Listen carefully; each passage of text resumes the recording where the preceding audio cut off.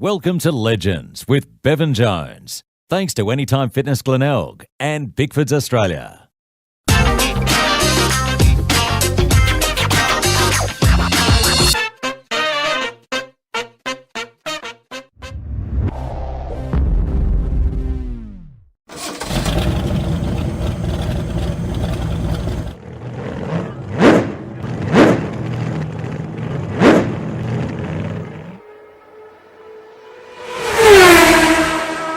Welcome to another edition of Legends with Bevo, the show where we chat to past and present sports people, entertainment icons and those doing great things in the community. And the Superloop Adelaide 500 kicks off tomorrow. Super exciting.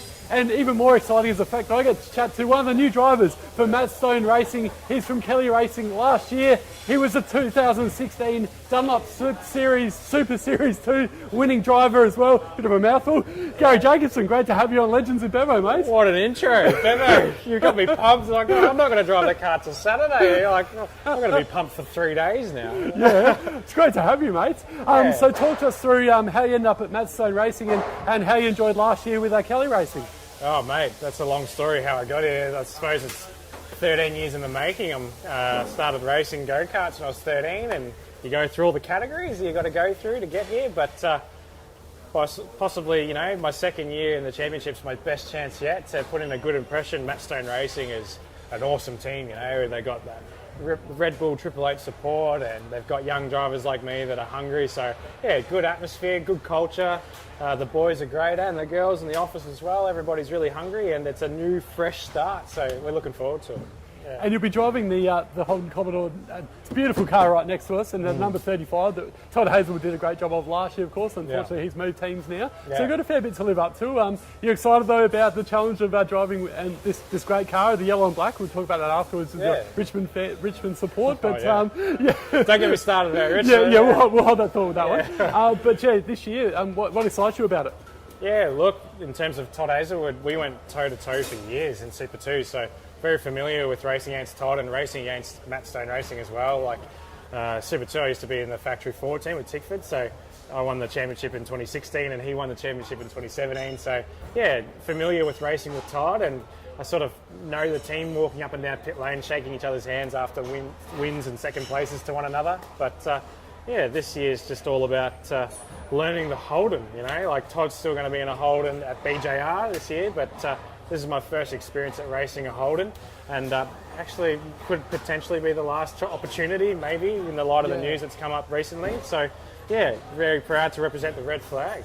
Yeah, it's obviously been an amazing history with the Holden Commodore, and it is very sad to hear that news this week. But let's talk about the amazing history though behind the Holden Commodore, because South Australia cut back in 2017. That sad news came out that they're no longer producing Holdens in South Australia, and then we heard this week about no longer doing it around the world.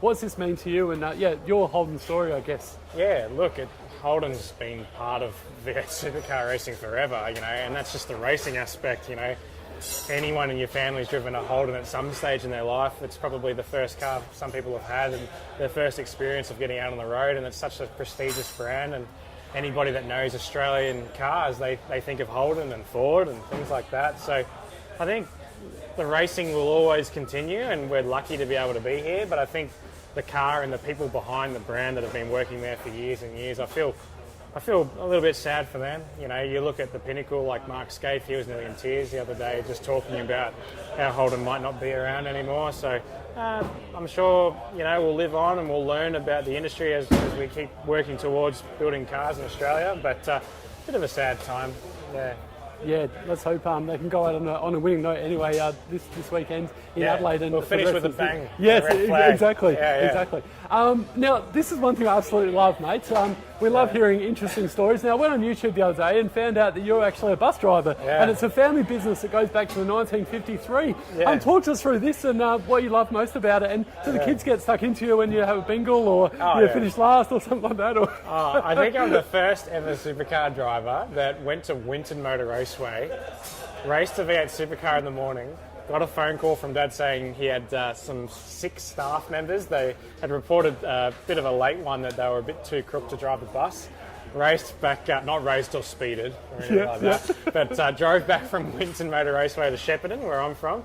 picked up the kids in the afternoon once they finished school and took them home. So I went from doing like 260 k's an hour in the supercar to taking kids home in 40k school zones. Bit of a different speed comparison, but yeah, the local newspaper actually wrote about that one. It's been a bit of a laugh for a while. The kids are they're probably my most loyal fans.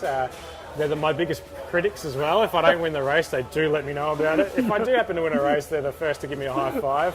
Monday morning, you come back, you travel Sunday night on the red-eye plane, and you're waking up with the kids driving them to school. It's an awesome thing to do. I enjoy it, and it's just something different to give up and down pit lane, right? So. No, well done, mate. That's just so good. I love hearing stories like that. Yeah. And now let's talk about it. Yellow and black. You've got this yellow and black on your side. You're a big Tigers fan. Yeah. It's like the grand final. You got Richmond, and then you got the Giants. And you do. See, the yellow's above the Giants, so yeah, we came on top, right? Yeah. That's very, very clever. I feel like the Chimney in Adelaide. You probably would know about this. West End Chimney have this year's premiers, and then underneath it they have the runner-up. So it's a bit like that. So I'm learning as we go. There you go. So were you there last year for the grand final when the Tigers knocked off the Giants? Yeah. You were there? Yep. Yeah, it was an awesome experience. As an athlete that competes in sport, it's nice to see to be a fan every now and then and enjoy the 100,000 plus crowds that you get with AFL footy. Richmond's on a bit of a roll at the moment, so I'm going to try and not rub it into the people that don't vote for Richmond. It's nothing worse when you've got someone that's going for a team that's on top at the moment, but maybe the Port Adelaide fans might be happy when we beat Adelaide. Yes. I'll leave it at that. Yeah, that's true. That was a bit You're of payback. Port, aren't you? I was, because 2007 we lost by 119 points, and all the Coast supporters love reminding us of that, so it was nice a couple You're of years welcome. Yeah.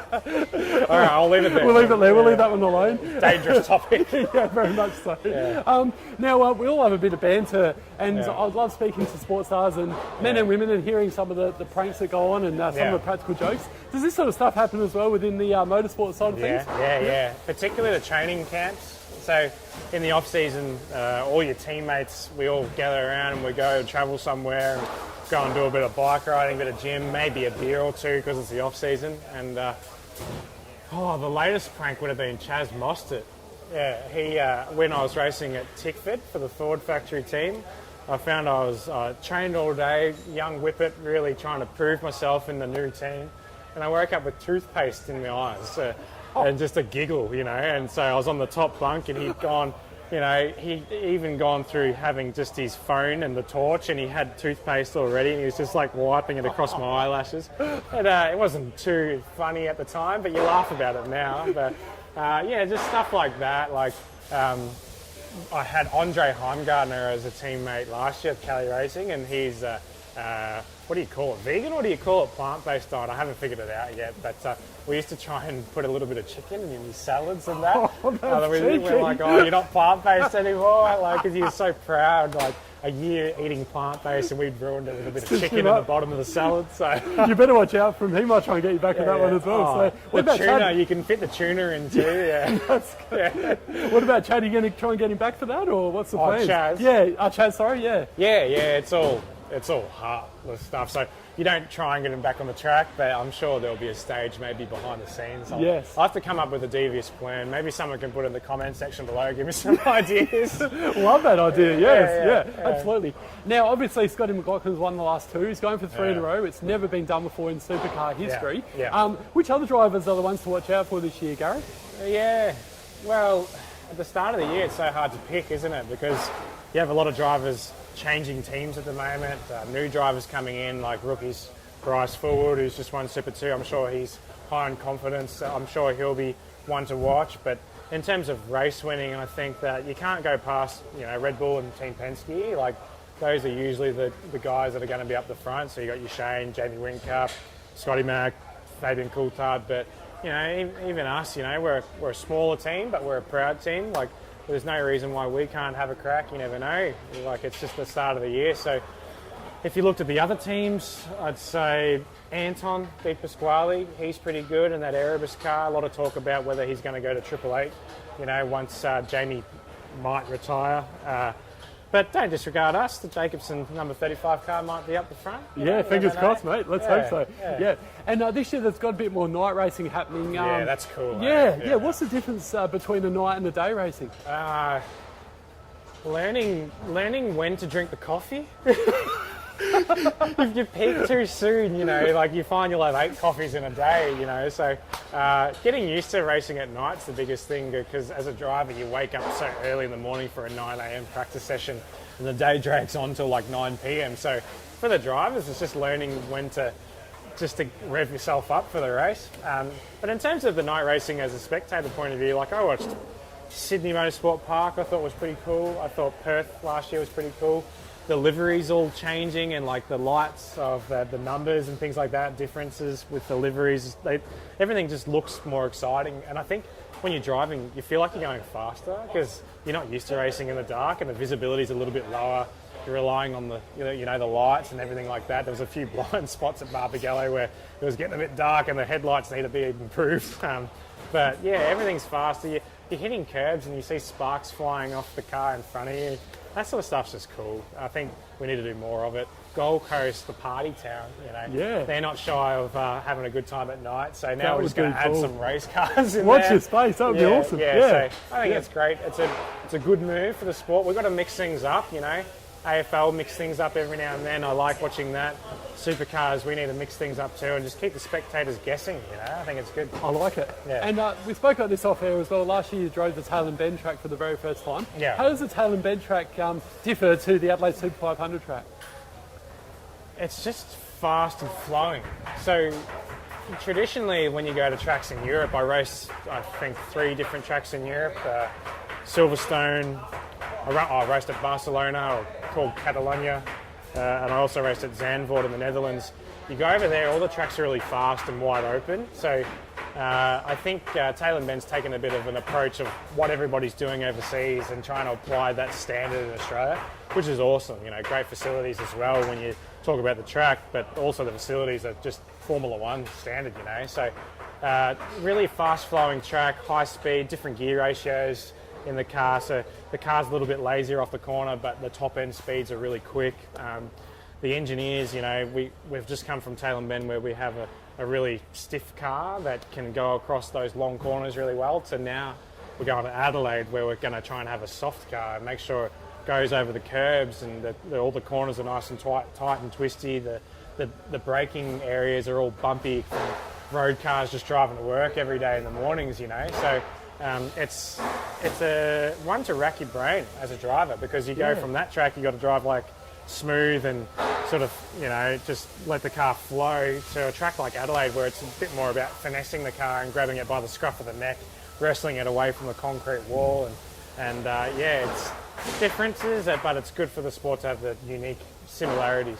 Yeah, absolutely, and that difference as well. And like I said before, that's what the talented drivers have to deal with, don't they? Those different sorts of tracks. Yeah, well, you get judged a lot on the driver when it's raining or when you're at a street circuit. So I've had some good success here in Super 2. I'm still looking at bettering myself in the main game level because it's a big jump from Super 2. But you drive behind guys like Jamie Whincup or Shane.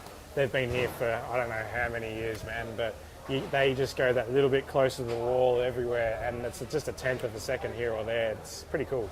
Well, you're only 27 years old, mate, so you've got a long way to go still.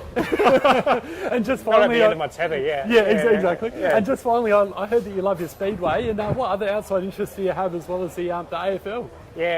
Speedway's cool. I think we need to appreciate all forms of motorsport, right? You can turn up to the track, you can have a beer on the sidelines, you can watch the cars flicking dirt onto the spectators.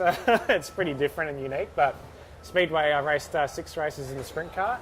So you're jumping out of a car that's 650 horsepower to a sprint car that's on dirt, less grip, 900 horsepower. They're lighter. It's quite a handful. So there's a lot of good drivers out there in Speedway as well. You think in supercars it's the pinnacle of Australian motorsport. It is. It's got its place, but sprint car drivers in Australia are pretty good too. Yeah, and the interest in AFL, where's that stem from? Is that from just being a Shet boy, or? I don't know. I think the game's unique. I like lots of different sports. I went to watch football, like they call in the UK. I went and saw Liverpool, who's on a bit of a winning streak at the moment. No one can stop them. When I went and did a bit of driver training with Rob Wilson, the guy that trains Formula One drivers. Oh, cool. So I went up there and appreciated what their football's like. For me in Australia, I think to have our own version of football it's pretty cool. You know, I think it gives us a bit of identity. But yeah, I enjoy all sports. I think just seeing athletes, how they prepare and how they train and how they compete in the big moments with, you know, passionate Australian supporters is cool. Yeah. A bit like supercars as well, mate. Yeah, yeah. There's nothing better when you've got we're on the, you know, behind us we've got the pit lane and you've got all the crowd watching you on the stands there. It's a great spectacle at Adelaide. No, it's super cool. So yeah. Well, Garry, thanks so much for joining us on Legends with Bevo, mate. It's been an absolute pleasure having you on. Thank you to Julie, to Matt Stone Racing, and to Al as well, and the crew for letting us be able to chat to you. It's an absolute pleasure, mate. Oh, and anytime, Bevo. And all the very best this weekend in Adelaide and as well going forward for the rest of the year. Thanks to Jeff for filming for us again, and we look forward to speaking again soon, mate. Awesome. Thanks for watching, and make sure you give me a cheer if you see me anywhere at any racetrack. Come and say hello. It'd be great to see the spectators of this show. Absolutely. Awesome. Good on ya. See you guys. Take care.